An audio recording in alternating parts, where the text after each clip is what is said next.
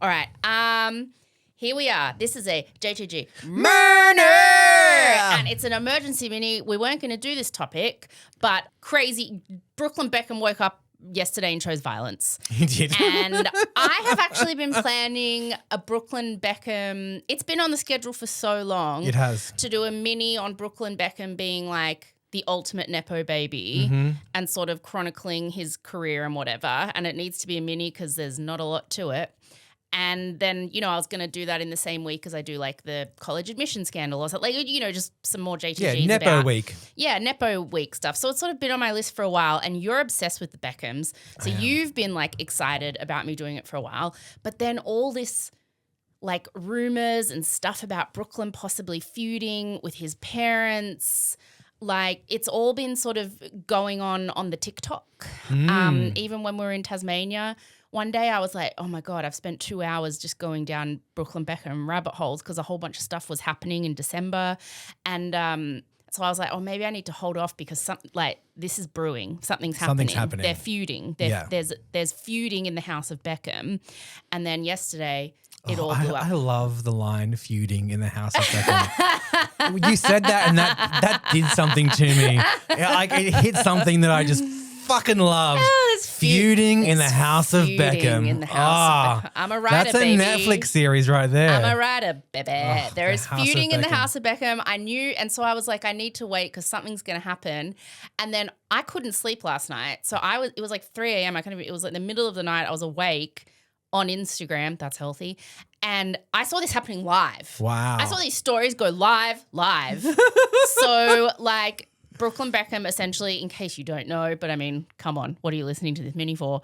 He posted 6 Instagram stories last night just saying all the things about how he went nuclear. He went nuclear and we'll get into it. I have so many thoughts. We're doing a mini on Brooklyn Beckham and we're doing a mini on feuding in the house of Beckham.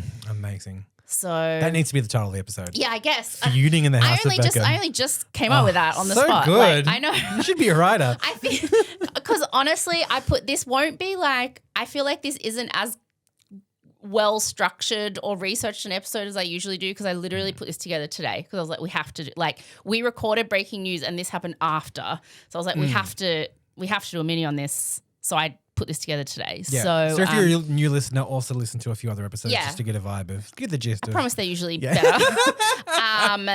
But I think just I've literally just been by myself in the house with Pocket all day, like up to my tits in Beckham stuff. Yeah. And for all of you who don't know, this is just a gist. This is a mini episode. Oh, yeah. Our host today is Rosie Waterland. Hi. And I'm her Nepo boyfriend, James Joseph. Yeah. Hi, everyone. I always forget that stuff. I'm always just excited to tell the story. Cool. Hi. I've done it. Move in. We can go into it now. Listen to our regular episodes on Thursday. We have mini episodes on Wednesdays. And for Gisna Club members, we do breaking news and bonus episodes on Tuesdays? Yeah. Did I just say all that correctly? You did, yeah. Excited to be back for 2026, baby. Yes. Let's get into it. Okay, so how do you want to start? Like, I feel like we need to read what he wrote. And then I've got a little bit of a timeline of just his sort of life/career attempts. And then a little bit of a timeline of like his relationship with Nicola and the speculation and different articles that I think have been planted by either side. Because regular listeners of Just the Gist would know that I'm really obsessed with like the PR machine and how things work in the background. And even though celebrities will tell you that tabloids are gossip and none of it's true, and whenever an article says or sources say blah, like, oh, it's all lies, it's not. Like those celebrities' PR teams leak things to the press, and that's been happening between the Peltzers, Brooklyn's new in-law family, and the Beckhams for like a couple of years now. They've all been leaking stuff about each other, and they cooperate with the press to like leak this kind of shit. It's very adjacent, parallel to, a lot of people have been saying this today, Harry and Meghan.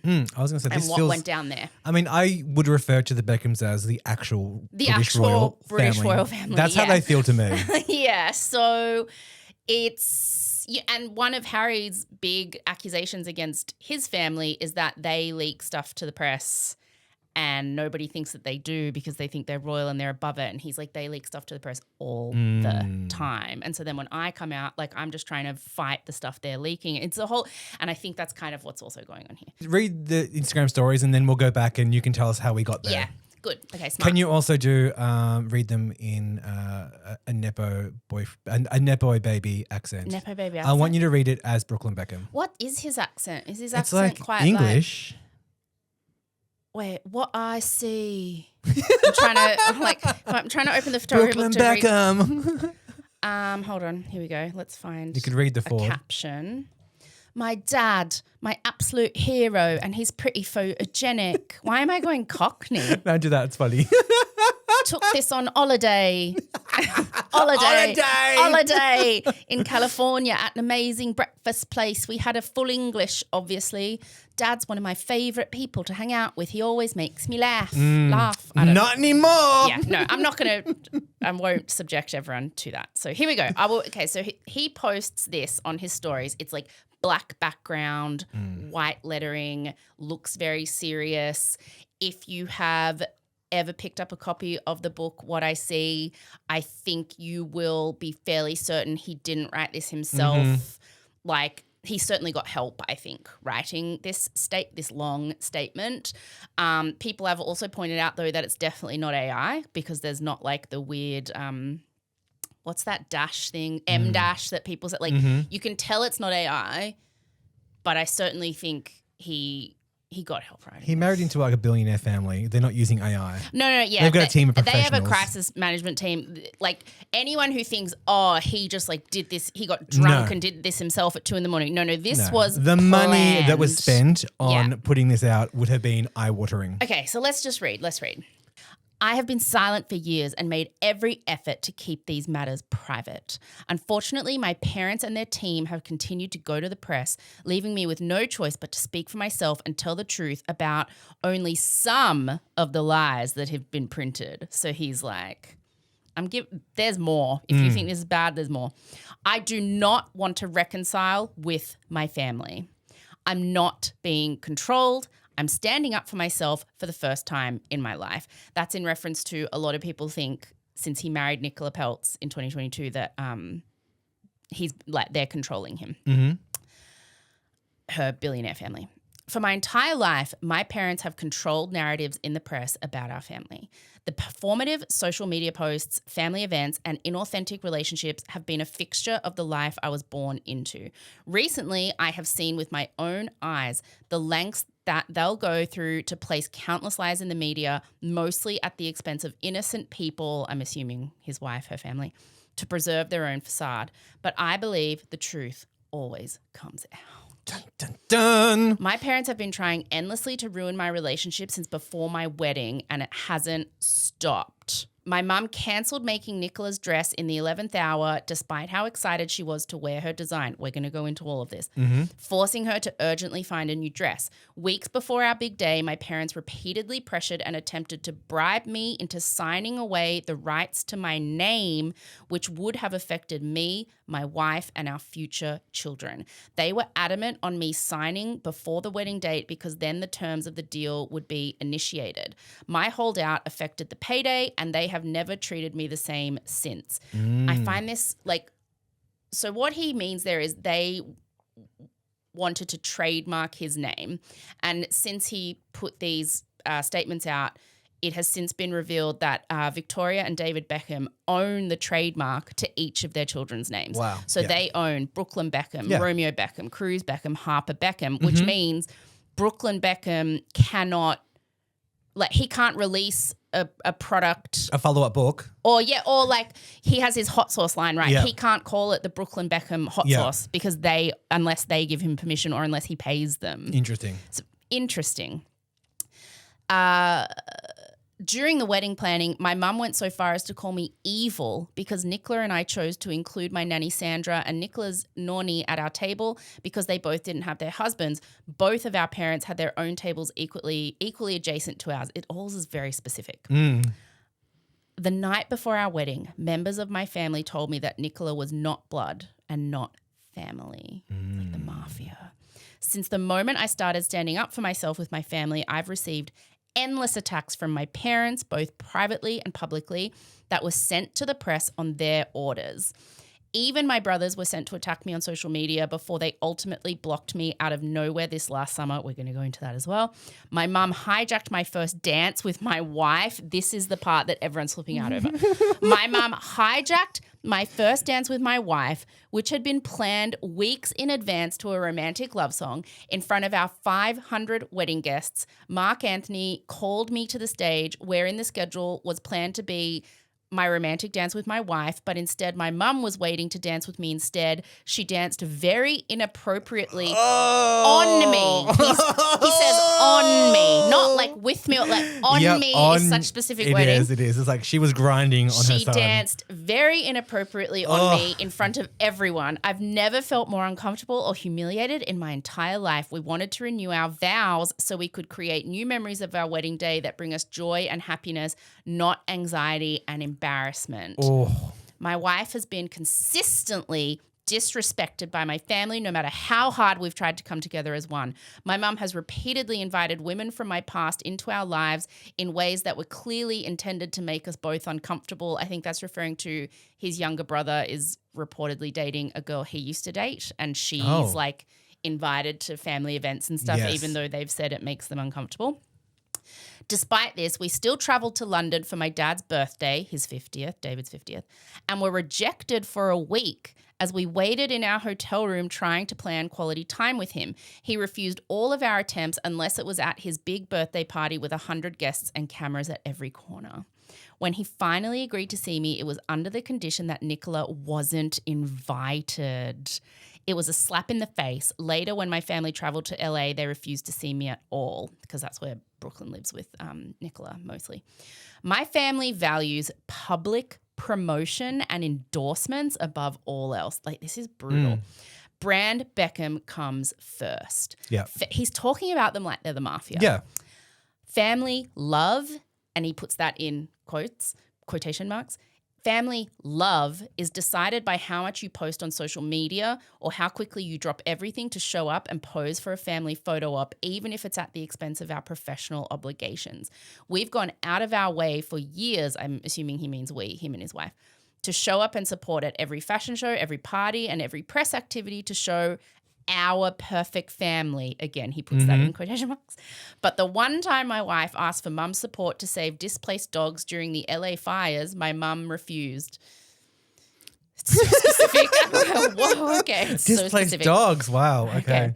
The narrative that my wife controls me is completely backwards. I have been controlled by my parents for most of my life. I grew up with overwhelming anxiety. For the first time, this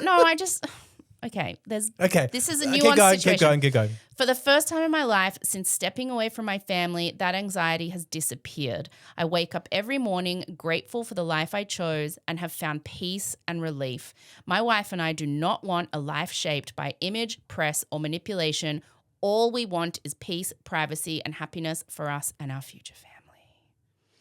And he just dropped that I think it was like 3 a.m. in Australia, and I was just could not sleep. And after that dropped, I was like, well, I'm not sleeping now. I sent it to you at like 3 o'clock in the morning, like, oh my, like.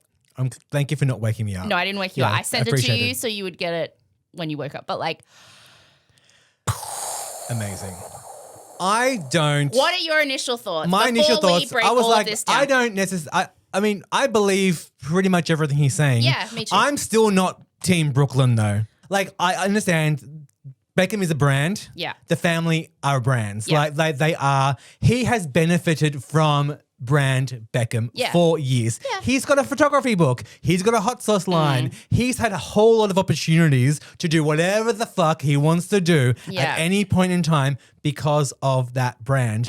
Now he's married into a billionaire family and they're like old money, I'm assuming. I don't really know how much about the Peltzers, but I'm assuming they're old money. They don't have to hustle like the Beckhams do. They don't have to brand themselves. You're so angry. I am. But they don't have to. Like the whole thing with, I'm a big Posh and Beck's fan, you know, like they had to like work for their place, you know? They really, really did. They're like working rich people where the Peltzers aren't working rich people. They're just old money rich. Well- And now, hold on. And now I feel like hold on, let me finish. Whoa, and now okay. he's married into a family that doesn't have to kind of like go to these events and publicly kind of like show their brand, their family, have this orchestrated thing. And he's like, oh, well, I don't want to do that anymore. That's not real love. This is real love. But dude, you haven't married into like some like nurse and plumbers kind of like family. Like you've got whatever you want at your disposal right now.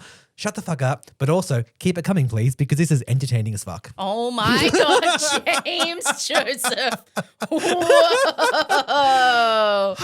You've been thinking about that all day. Woo, that was like you were going to burst out of your skin. I was at work today being like, have you heard about Brooklyn Beckham? Have you heard about Brooklyn Beckham? Please, someone talk to me about this. Oh my God. Okay. So what I was going to interrupt you to say was I didn't, because like I said, I only put this together today, so I haven't gone fully into the history of the Peltz family.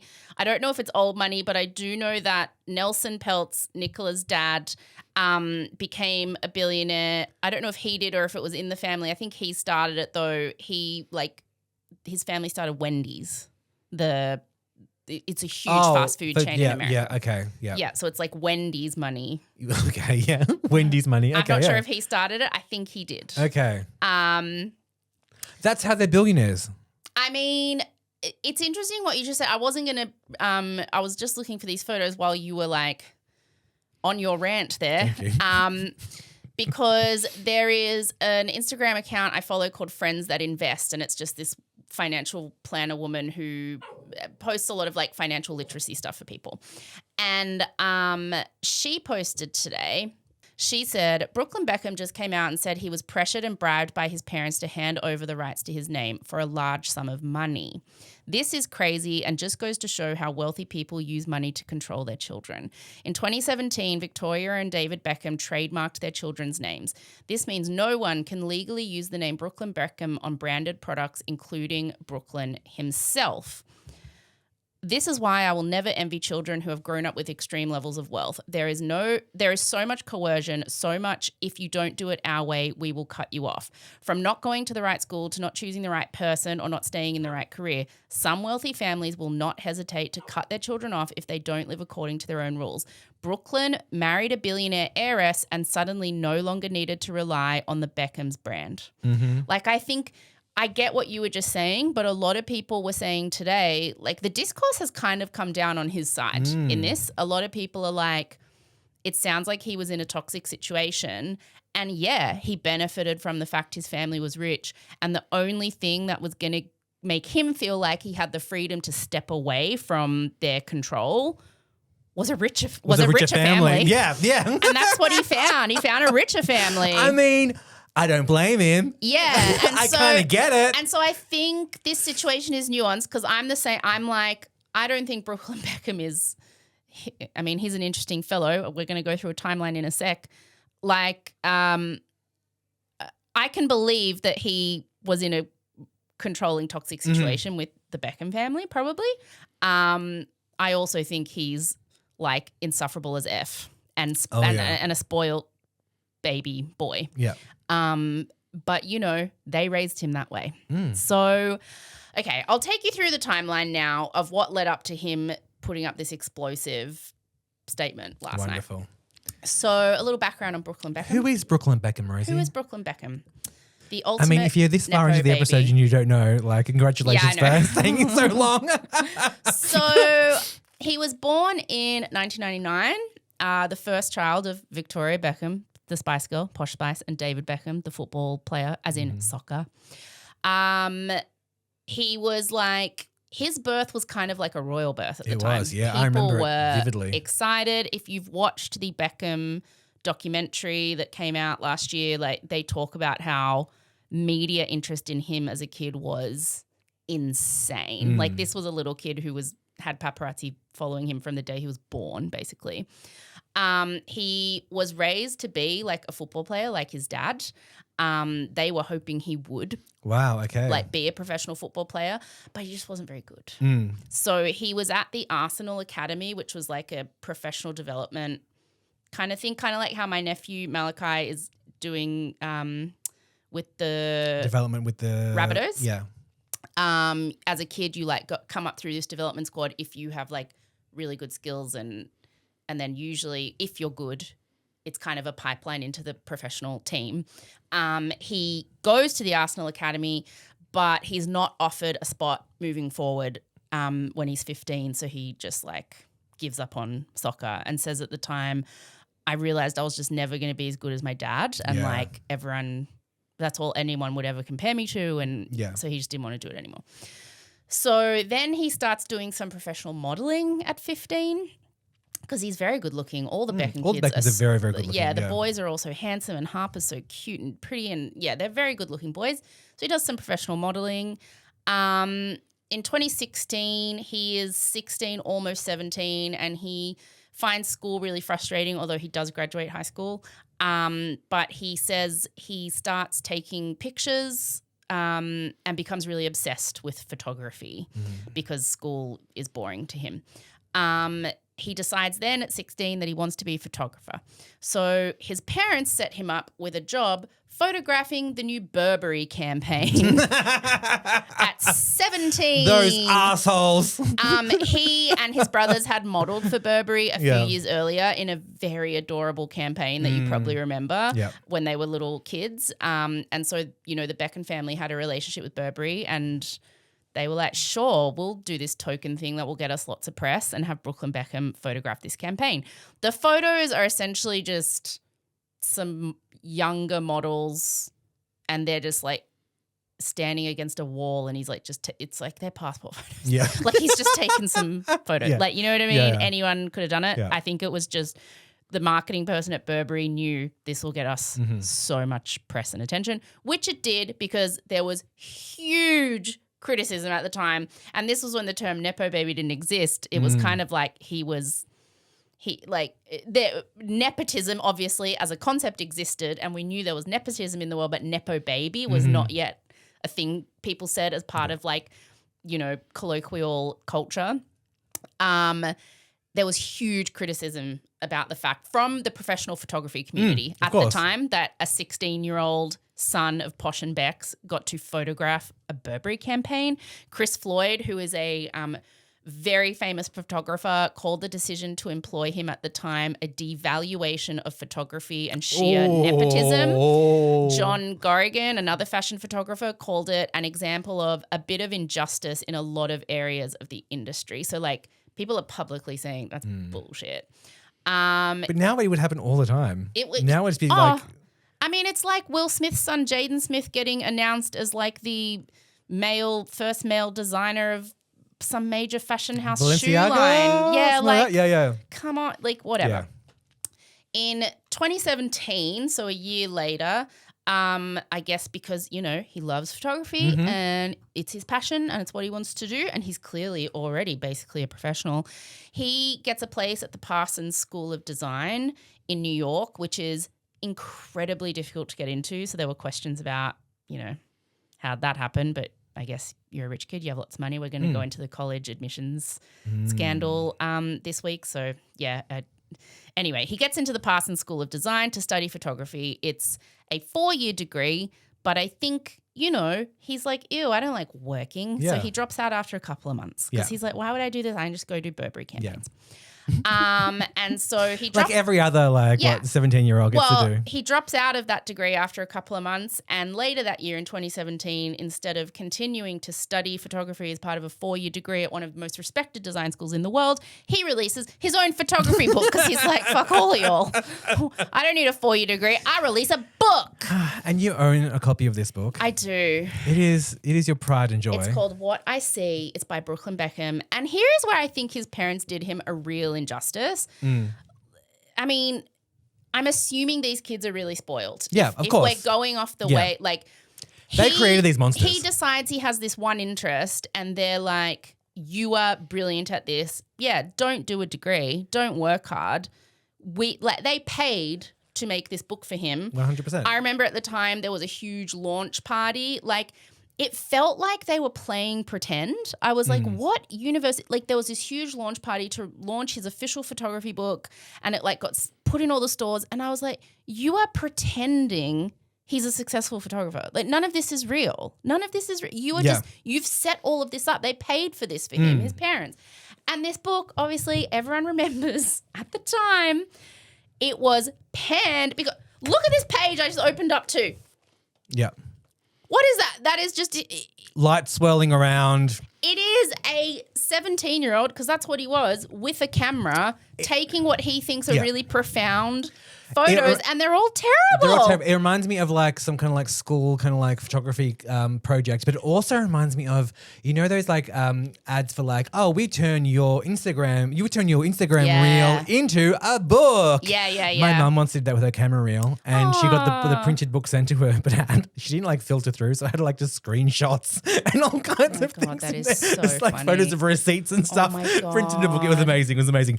But that's what it reminds me of. It reminds me of someone's, if you just printed your Instagram reel and put it in there with the captions, that's the photography book. Like even this one, and what was also hilarious about this book is that look, I'll read you, the blurb on the back is just, my photos, my words, my life. This is what I see.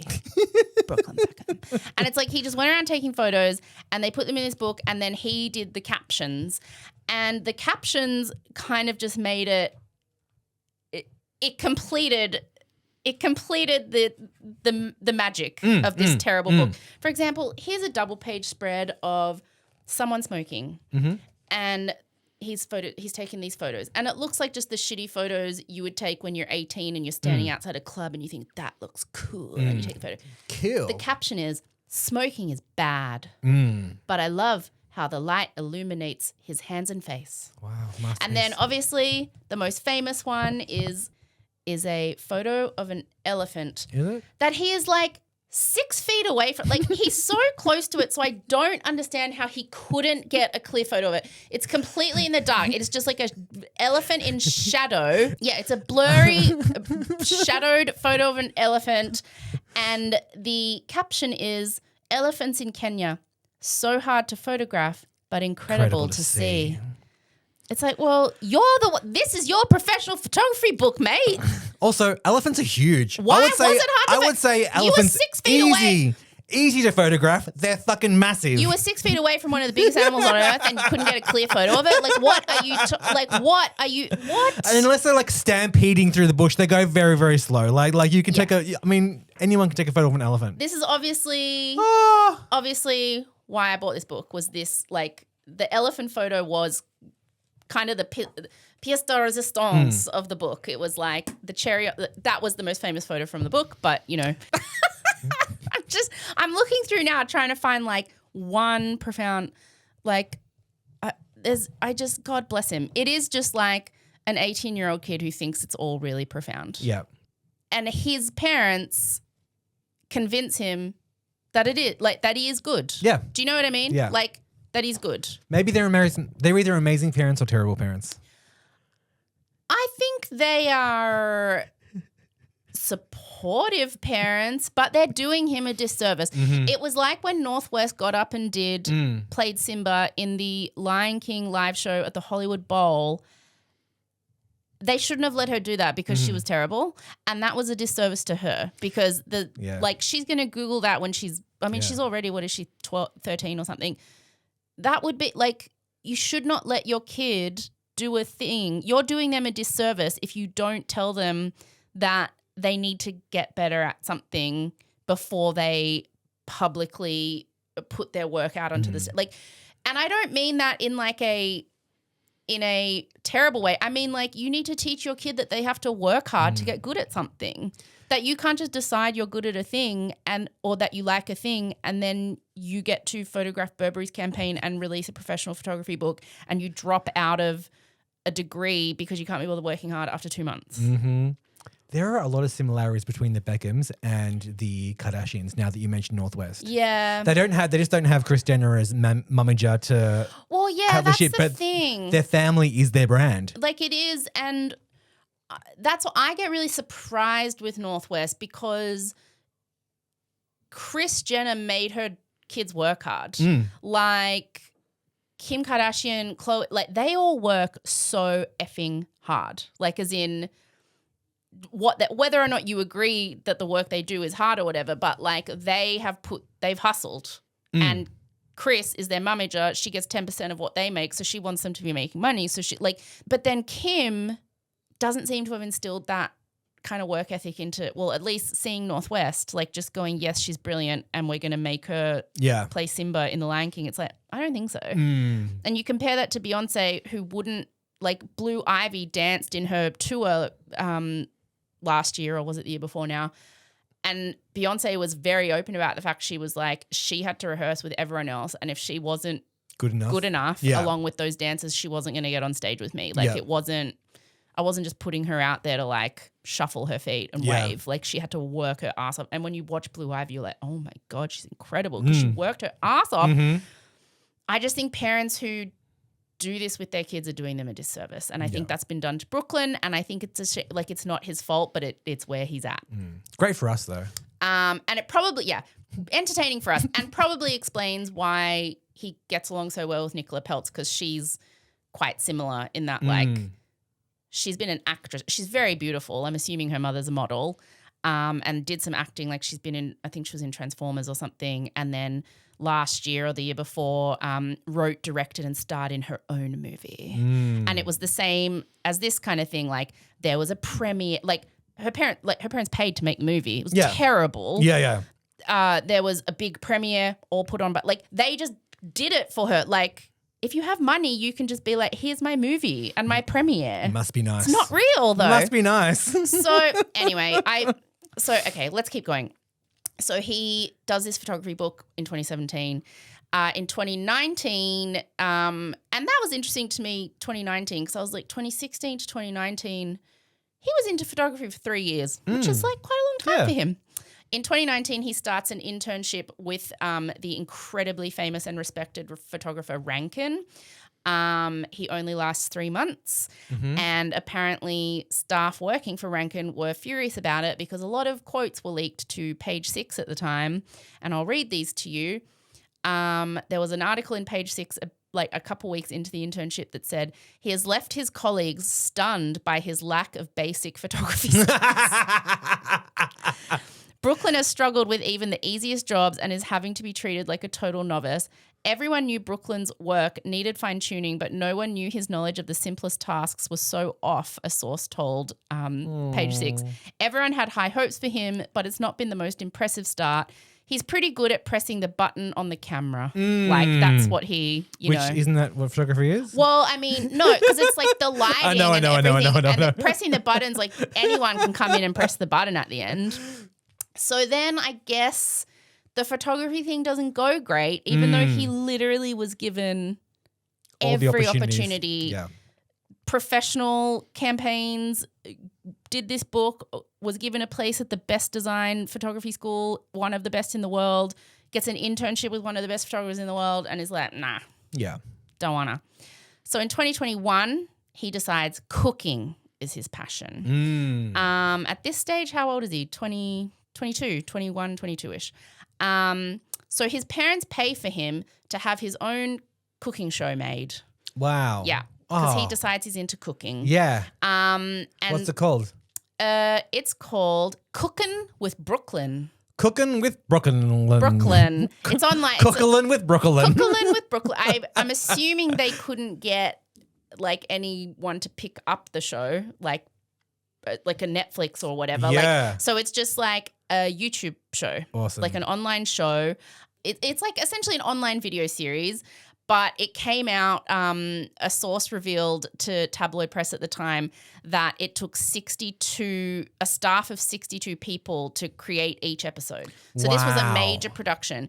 There were like a bunch of episodes and it cost $100,000 per episode to make. Wow. And he also had he just decided he liked cooking. Like this series, it became quite famous at the time because he would do things like make a ham and cheese toasty, you know? And like, I remember a martini where he was like, here's the Cookin' with Brooklyn take on a martini. And he just like made a martini. He's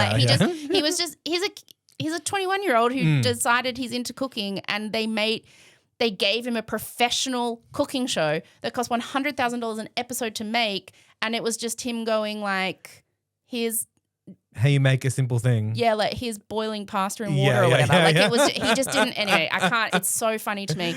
And And so he's stuck with the cooking thing, I think mainly like pretty much since 2021. He kind of posts on Instagram sometimes just cooking stuff. I think it helps that he met Nicola Peltz in 2020 and they got married in 2022. So he met her when he was into the cooking thing and she's a billionaire. So he, you know, it was like, well, I don't need money. I just post stuff on Instagram or whatever. Yeah.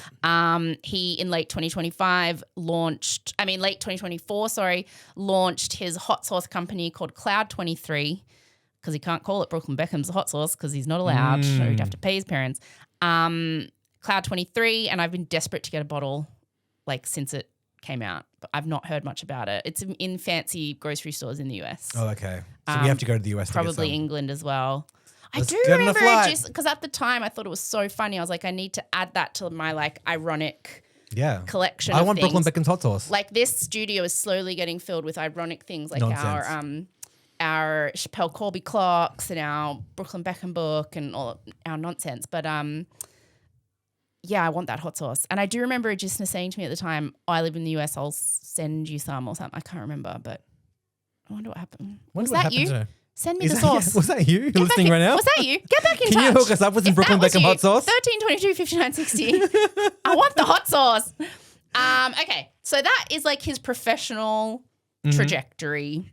Like I said, he met Nicola Peltz in 2020. He dated like a bunch of other people before that, probably most notably Chloe Grace Moretz, some other people, you know, like no one stuck. He meets Nicola Peltz in 2020 and they get married in 2022 and she is the billionaire heiress to the Wendy's fortune, apparently. What a love story.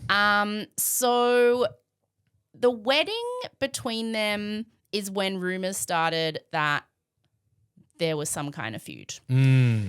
So apparently, like, stories started coming out at the time. First of all, Nicola did not wear a Victoria Beckham dress to her wedding.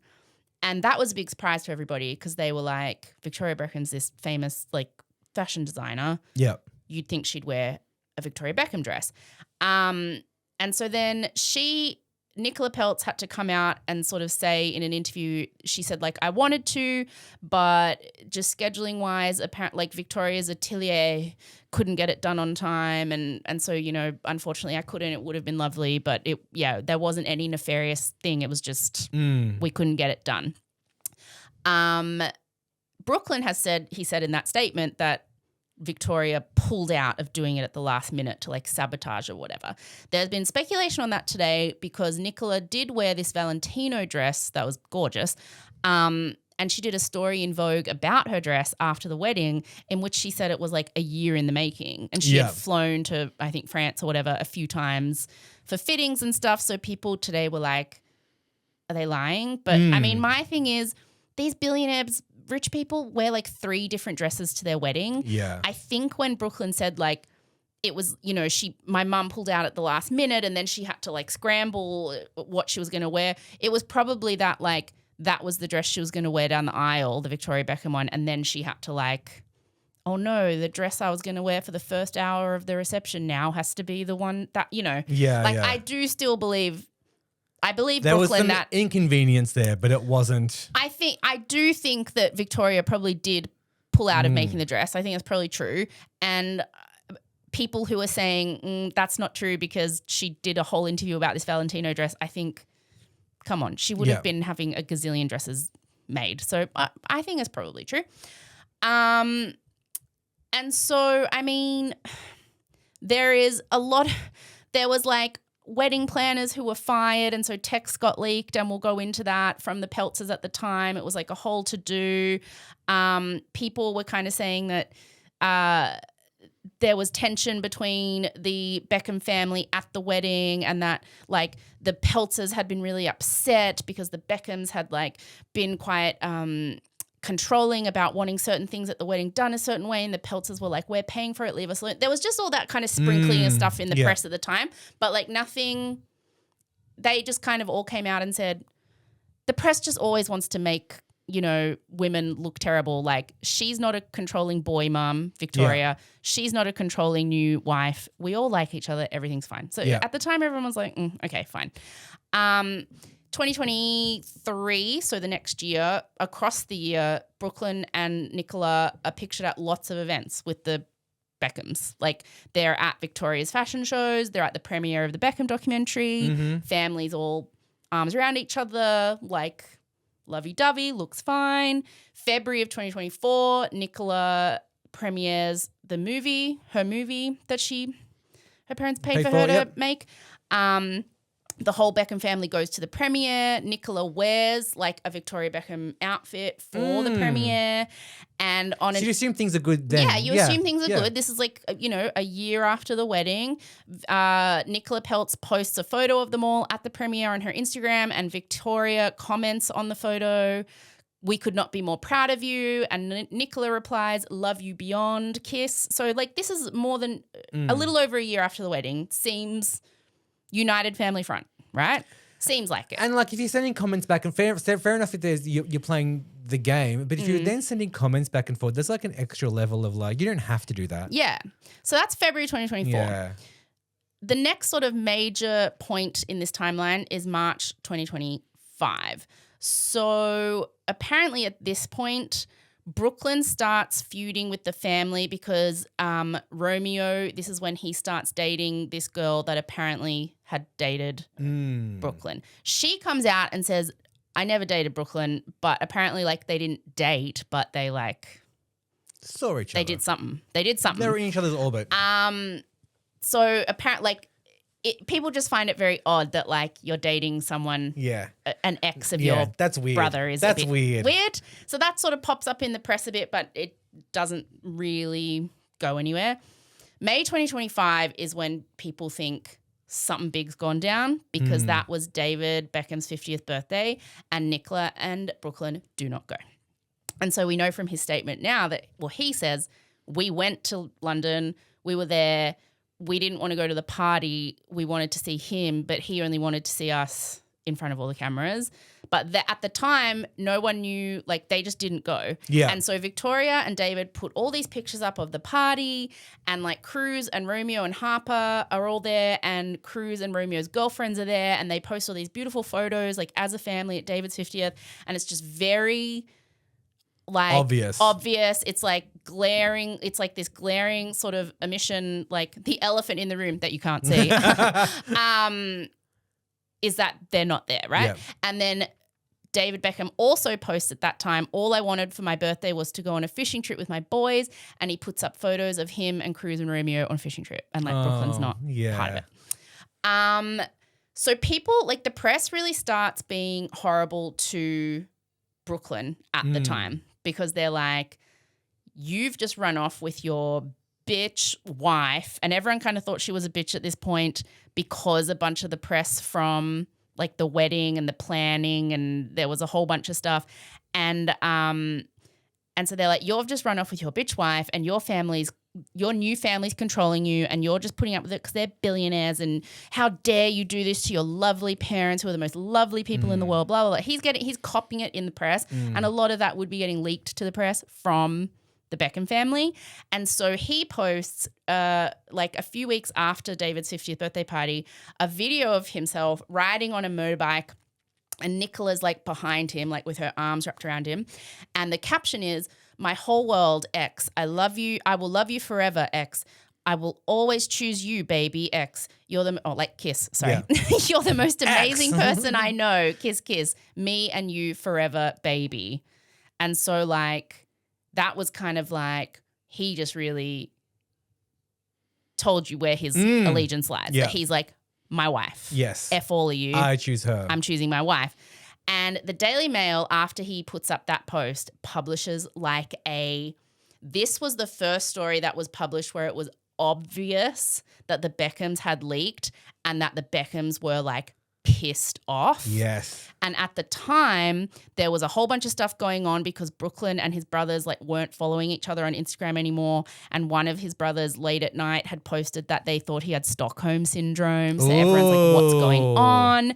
And so the Daily Mail publishes a story after he put up that post saying like, "I pick my wife forever." The headline is, "Brooklyn Beckham being called a hostage as feud with Nicola Peltz takes unbelievable twist. Family friends give Katie Hind jaw-dropping update on Clash and say he'll be dying inside and is being controlled. So Katie Hind is like a big gossip writer at the Daily Mail, but to me it is so clear that the Beckhams leaked all of this to her, and she wrote this basically with their PR team. So I'm going to read you some quotes from this article at the time. This was... sort of towards the end of 2025 after they didn't go to his 50th in May. It will have left David and Victoria both staggered and deeply concerned to see the post that Brooklyn put up with Nicola, because Brooklyn is falling increasingly under the control of Nicola, the daughter of American billionaire businessman Nelson Peltz. Brooklyn is now being referred to as the hostage. He is in a situation where those who love Brooklyn fear that he is being controlled by Nicola, and it is heartbreaking, said a source close to the fallout, i.e. the Beckham's PR team. Videos like this are just not what he does. He will be dying inside. He's soppy and he's romantic, but that video on the motorbike just isn't him. He hates all of that stuff. So you have to wonder if Nicola was behind it. Oh, yeah, he hates all of that stuff, like his $100,000 an episode video online series where he cooked sandwiches.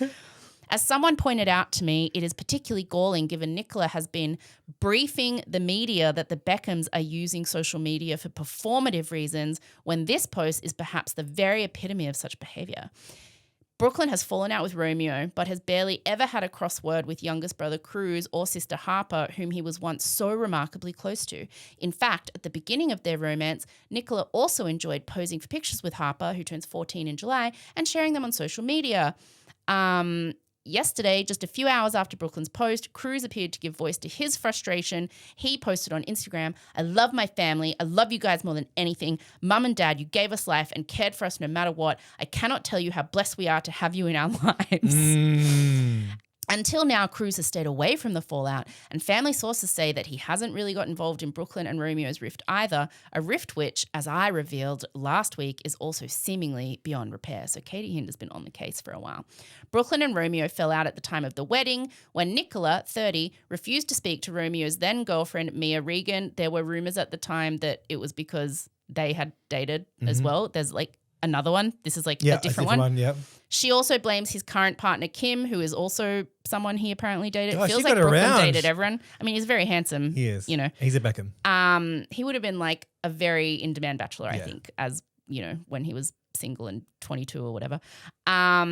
She also blames his current partner, Kim, for her failure to attend David's birthday party, briefing that she won't go if Kim is there. Where Brooklyn relationships with Cruz is concerned, an insider said Brooklyn has barely ever had a crossword with Cruz, and yet he hasn't seen him for ages. You have to wonder if he isn't allowed to see him. This is totally the Beckhams briefed this journalist 100%. To write this.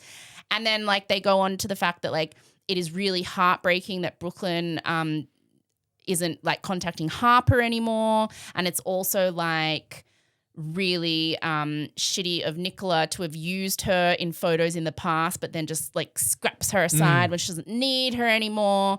And then it says, as for Brooklyn's motorcycling post to his 18 million followers, the response was perhaps not what he was looking for. One follower said, if it wasn't for your last name, Beckham, she wouldn't have looked twice at you. If her parents weren't billionaires, just ordinary working class folk, and you really had to make a choice, you'd choose your parents. 100%. It's much more easy to have a rift with your parents when your new family are fucking billionaires. Much more easy to do that. David and Victoria, and then the article ends with David and Victoria desperately hope that one day he will come back to them despite a message which must have been a dagger to their hearts. That is their team. Yeah, 100%. Basically wrote that. Oh, yeah, for sure.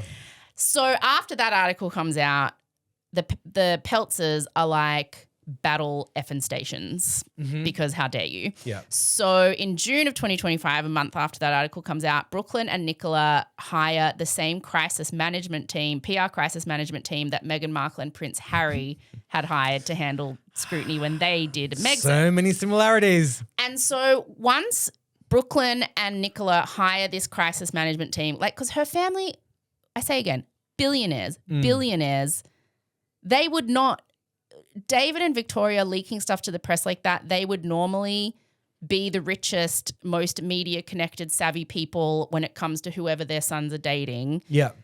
not this time. Like Nelson Peltz will just hire the best PR They're people the in the poor world. working class rich people. Gross. So once they hire that crisis management team in June 2025, I'm going to say from that point on, you have to assume that everything coming out of Pelt's team is like it's planned. Yeah. Because it is being it's all being managed by a crisis management PR team.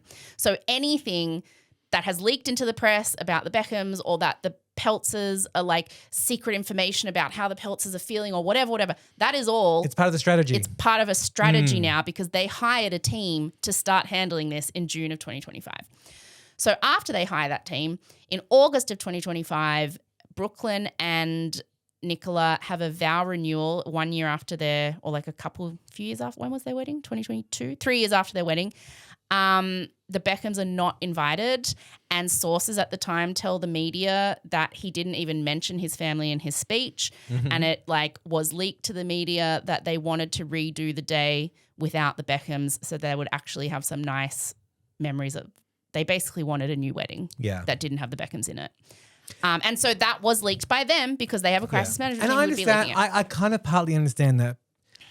I mean, if your parents are Victoria and David Beckham, they cast a large shadow. That they would be the stars at your wedding. Yeah, I kind of get that totally. side of it. Yeah, and there is stuff we'll go into about I believe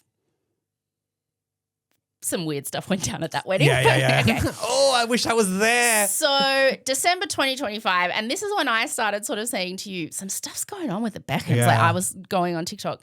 In December of 2025, Cruz shared a Daily Mail story on his Insta that was a headline saying Victoria and David have unfollowed Brooklyn on Instagram. And that would be a story that the Peltz team had leaked to the Daily Mail. Yeah. And Cruz shared that headline and wrote over it, "Not true. My mum and dad would never unfollow their son. Let's get the facts right. They woke up blocked, as did I." Nicola at the time was no longer following the Beckhams, and this is when everyone started looking and realizing none of them are following each other anymore. Like, what's happening? Brooklyn had blocked all of them, including Harper. So everyone starts calling him a total asshole because they're like, how could you block your little sister, your cute little sister? Like, what's going on? In late December 2025, it's leaked to the press.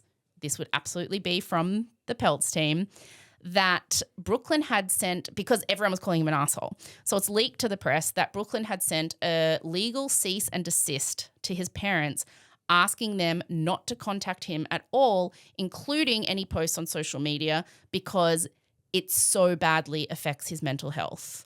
And so I think leaking that to the press, they were trying to be like, no, he's not an asshole. Yeah.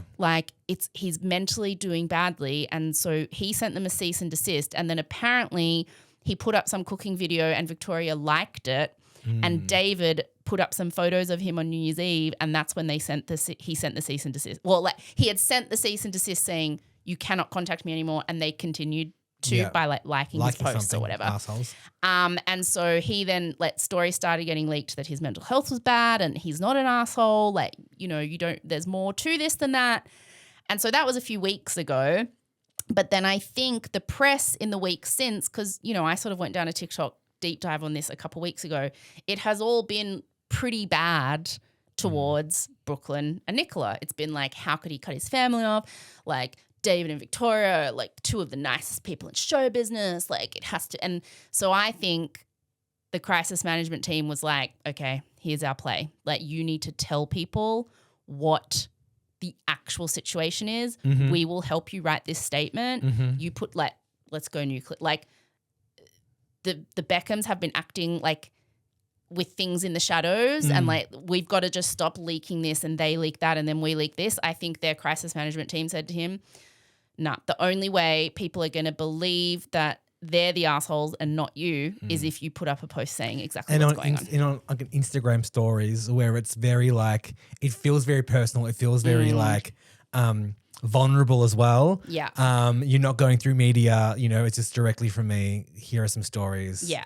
Ugh. So and it's, I think it has I think worked in his favor. Like I said before, people have come down on his side today. So this is where, Not me. like, wrapping up now because this is meant to be a mini, but of course it's turned It's into a regular. That's fine. a That's fine. medium. People kind of in the, what has it been, 12 or something hours, a bit more since he posted, they've come down on his side and they've been like, it sounds like that family situation is incredibly toxic. People can totally believe that him and his siblings have been just shoved into the spotlight from when they were young, even if they didn't want it. People have even been looking at his ultimate Nepo baby label a bit differently, kind of like what I was saying. People have been like, they did him a misservice. That is a disservice. Like that is, you're like actively damaging your kid if you raise them that way. Yeah. Like, so people have been saying it's kind of not his fault. How are they going to reach any kind of success if they think everything they do is successful? Is brilliant. Like, so a lot of people have come down on his side today, essentially saying, I believe it. Like even that financial expert who posted about like, this is what happened. Like people in rich families use the money to control their kids and they don't have that control over him anymore. There was even one guy, I want to play you this video. It's so funny. Okay, this guy, he calls himself, he's got like a thick Aussie accent. He's like a something, he like, just listen to this. All right. Just listen to this. Beckham family fighting. I'm a deception detection specialist, and let's have a look. Deception detection specialist. That's not a real job. Beckham family fighting. I'm a deception specialist. A detective deception specialist. I won't play you the whole thing, but just listen to this. Look at some of the wording that Brooklyn Beckham has shared in some of the posts that he shared with this story. First things I want to kick off with, when people are being deceptive, they often drop the pronouns. You see throughout this, he's using the I. I've been silent. I don't want. I think one of the most powerful sentences he even ends with as well is that I've been controlled by my parents. It's short, sharp, and honest. When people are being truthful, truth tellers convey, liars convince. They put additional filler words. His sentences throughout a lot of these 6 slides that he shared are very clear and very specific. Yeah. Even one of the final and most powerful ones, I wake up every morning grateful for the life I chose. Keeping the pronouns, no additional filler words and content. The other thing, let's talk about the word ordering, because word ordering, not just word selection, is important. Now, when we talk about that, ordering is important. You talk about when he says about the parents and the way that they've acted, performative-based social media posts, family events, and then talks about the inauthentic relationships as well. The relationships being last. Why that might be a focal point? Why has he placed that last? Because he's not interested in continuing that relationship. So, I mean, it's just, but also, he did not write this himself. No. A PR team wrote this. Of course, there's a lot of stuff like this going around on TikTok today, but like, it was just very funny to me that this guy's like, I'm a deception detection specialist. and he's I'm across the Brooklyn Beckham situation. And he's decided that this is like, he believes him. And yes, I do think he had help writing it, obviously, but that doesn't mean it's not his truth. I don't think it's not true. I don't think it's untrue at all. A lot of people, and people have said like it's definitely not ChatGPT. I mentioned that before because it's like you can tell. I believe it. But like what a lot of people have been saying today, including in comments on this guy's random post, but just everywhere else, is that no kid goes no contact with their parents for like trivial reason, for no reason. Like something's happened. Whether or not he feels truly traumatized and how different that is to the actual events, it's that whole Queen quote of recollections may vary. Like, I don't know. But the people who are sort of on the Beckham side kind of mainly saying that the Peltzers are a nightmare, especially Nicola. Yeah. So people who have worked in the household, like the household staff of the Peltz family in their mansion, have called it a house of horrors and said that like it is the worst place you will ever work in your life. There was also a lot of wedding stuff that I mentioned before. There was bad press around Nicola and her family and the wedding because like they went through like 4 different wedding planners. So they had one wedding planner guy who they fired. Then they got these other couple of wedding planners in this team. and they fired them 9 days before the wedding, and then they got a new wedding planner in, and the team that they fired 9 days before the wedding refused to give back the $150,000 deposit. So Nelson Peltz sued them, even though he's a billionaire, but he wanted his $150,000. And so they countersued for like bullying and saying that he was a monster. And in his lawsuit, like I don't know, what do you, application? Yeah, lawsuit application they're called. Paperwork. Yep. He said, and this made people laugh so much at the time, Nicola is a world-famous actress who has starred in blockbuster movies and television shows, including, among others, Transformers, Age of Extinction, Bates Motel, and The Last Airbender.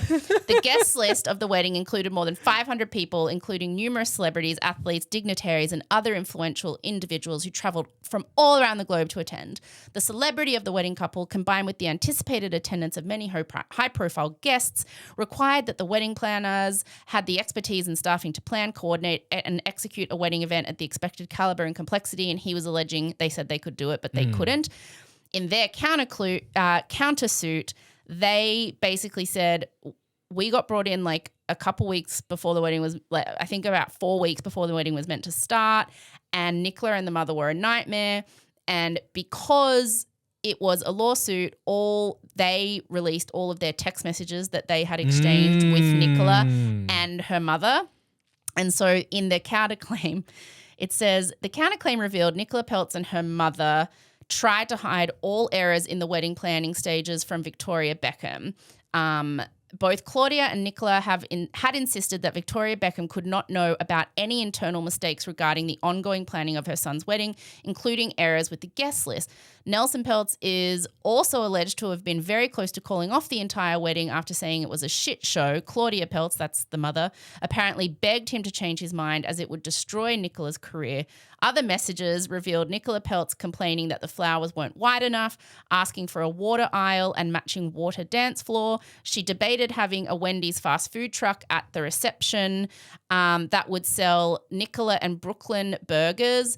Apparently, Brooklyn had an idea of having a girl's burger and a boy's burger, except the girl's burger would have no bun, because I guess he's learned from his mother that girls don't like eat, to eat. And very clever, hilarious. that was like his one contribution. And then people started saying she was like controlling because there were a few messages where the wedding planner was like, oh, Brooklyn said blah, blah, blah. They messaged Nicola and she said, I do not trust Brooklyn with any of this. Do not trust him. He has no idea. He's guessing. Stop like interacting with him. Like just leave Brooklyn out of this. He's an idiot kind of thing. So people were like, wow, like you're talking about your future husband that way.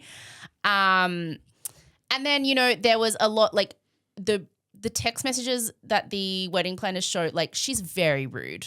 Like Nicola is so rude to them. So, messages like she messages the team asking for a finalized guest list, and they send her something and she replies, this is not what I asked for. I asked for our invite list, full stop, in, full stop, vite, stop, not, stop, RSVP, stop.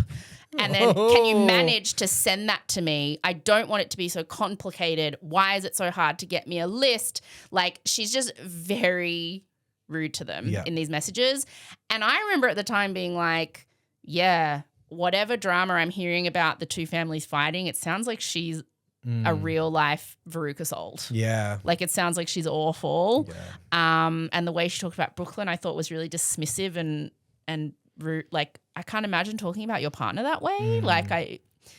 Anyway, so, people have been talking about, well, all that wedding planning stuff kind of showed what kind of person she is. And so there are people who, and that combined with the wedding dress, like the different details about like, well, they said the dress was a year in the making from Valentino and now he's saying blah, blah, blah. So those are the people who are saying like, it's probably all lies or not all lies, but like this is just a spoilt brat who has found a richer family and he's gone from being controlled his whole life by, one kind of dominant, strong family. And now he's just found a richer family and it's also a dominant, controlling family. It sounds like there's a powerful patriarch, which seems very similar to the Beckham dynamic. yeah, so those are the two sides. People kind of saying it sounds like he was truly traumatized and he set some strong boundaries. And you know what?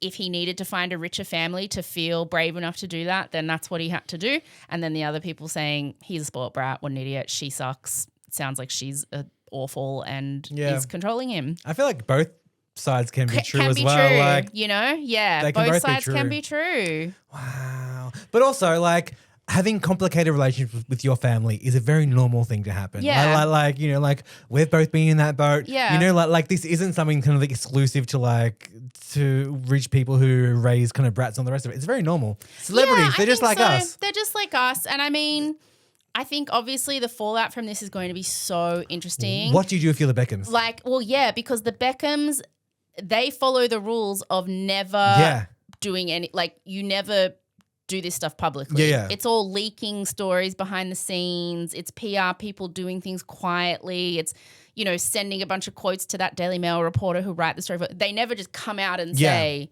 we're fighting or whatever. So I don't know what this. Oh, no, that's why I I think think their crisis management, the Peltzer's crisis management team is kind of genius because this would have knocked them totally off kilter. They would not know how to proceed with this because it's just not a situation they have ever dealt with before, this being public like this. It's like when Harry wrote Spare. Yeah. No, I think that the Beckhams I think what the Beckhams should do is also be vulnerable, but just kind of like take the higher ground. Yeah. In it. And it's been like, you know, like we are open whenever Brooklyn is ready to have a conversation to work through family stuff, which is a very normal part of life. But, you know, we'll let him, like, they do that. They take the higher ground and then suddenly they look okay. I think they do that. Maybe, but then there's also stuff coming out today like, so Demois, which is a gossip site, like on Instagram, a gossip account, they had been sent stuff from the wedding when it happened, including like the whole Mark Antony thing. So apparently the reason in all those text messages to the wedding planners, they were saying don't tell Victoria anything is because she was like being really controlling about like all the wedding stuff. And people have been talking a lot today about her being like a boy mum and how boy mums can be toxic. Yeah. Like, you know, mummy's little boy or whatever, you know, that toxic dynamic. And apparently at the wedding, it was leaked to Demois at the time that, like Mark Antony got up to like he was going to sing the wedding song that they were going to dance to, but then he just got up and he gave a whole speech about the beautiful love story of David and Victoria. Amazing. Because he's their friend. Like he was invited as a friend of the Beckhams. He got up and did a whole speech about David and Victoria and then was like, like, Brooklyn, can you come up here for the dance? And then Victoria was there waiting and apparently was like grinding all over him, and Nicola ran out of the wedding devastated and didn't return until like she didn't come back to the reception. She only came back to the after party. Like she was so upset at the time. To have been at that wedding. Oh my God. Like, so I think amazing. Like, and everyone has been saying if there were 500 guests, someone had to have filmed it. Like, how is it? What? Incredible. So, I mean, stuff has been coming out today where people have been like, we all think Posh and Becks are like the best, but maybe they are kind of terrible. Like, everyone's terrible. Everyone's a little bit terrible. Yeah. We're a little bit terrible. Everyone's a little bit terrible. I think for them, it's kind of like if they do kind of like lean in and be vulnerable and kind of like speak as well, is it going to backfire on them? Because are then people going to come out and like show video of Victoria grinding on him and things like, you know, is it easier for them just to leave it be and move on with their lives? I also saw a video today, a commenter just was talking about it all, and she was like, he's sticking up for his wife. Yeah. And this is what I think it comes down to as well, really, is that the Beckhams are such a strong family unit. Like those two and those 4 kids, they are like a team. There is Brand Beckham, they're a team, their family is a team. All that trademarking stuff with the names I was talking about, like they're a team as a family, but also as a business, but that's where it can get complicated. And I think also the kids are incredibly spoiled. Brooklyn was the firstborn. Victoria obviously dotes on him, loves him. There's some unhealthy boy mum stuff there. And I think, and this is when this commenter said this today, I was like, that's so true. She said, when you get married, your spouse becomes your immediate family. Yeah. And your parents and your siblings get moved to being your extended Their family. Yeah. And that can be really hard Yeah. for parents, whatever, but particularly for a family where their family unit is so tight. Yeah. I can imagine that when he got engaged to Nicola and the wedding planning started happening, and apparently that's when friction started happening, I can see Victoria Beckham really struggling with him not only having a woman who is now the love of his life and it's not his mother anymore, because I'm sure they had that kind of weird relationship. And I can see them really struggling to lose one of their team. Yeah. Because the Beckham family team is like this unit and their kids are growing up now, and then he's not your immediate, like he's gone and made his own family now. Yeah. That would be really hard. It would be, yeah. So I can see that tension maybe would have started there, probably was not helped by Nicola, sounds like being not particularly Veruca nice, Salt, or yeah. her family not being particularly nice. I think it's just something like it's just tension that way, and he's sticking up for his wife, which I think good on him. Like you would hope your partner sticks up for you when their family are being what they perceive to be shitty to you. I think it's just like a situation in which they're struggling losing their first son to another family and it's tense and weird. Like, yeah, it was such a good point. She said when you get married, your spouse becomes your immediate family. Yeah. And your parents and siblings then become your extended family. And Yeah. that's a hard transition That is hard. for families who are close. I don't know what that feels like. I imagine it's a hard transition. Where to from here? I don't know. Don't know. I'll keep you posted. Like this was, I just dropped everything today to research this mini. Dropped We're everything. literally recording this at 10 o'clock at night after James has done a full day of work Yeah. at And now I've got to Lifeblood. edit and wake up and do it all tomorrow. And I'm going to go watch TV. We always say, though, the work with this podcast is weird because I do all the work before and you have to do the work after.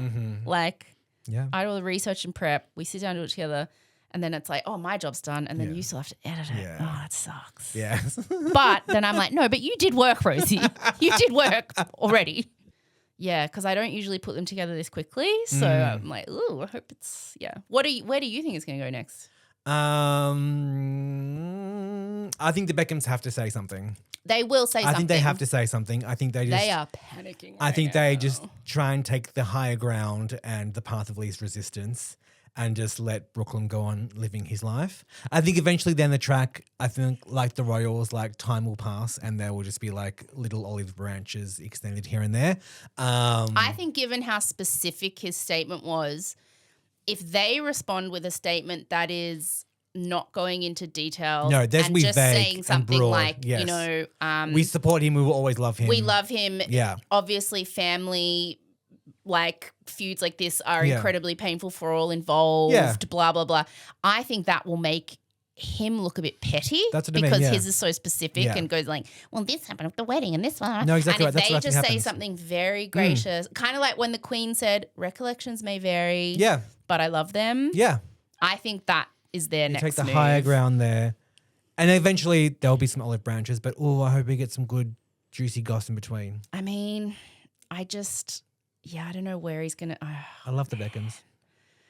I want to know more. Like, and even that threatening line he had where I'll tell you about some of the lies today. Like, I've got more locked and Does loaded. he write or co-write a memoir? Well, he can't write one. You saw the captions. Oh, no, in that that's book. me. So I said co-write.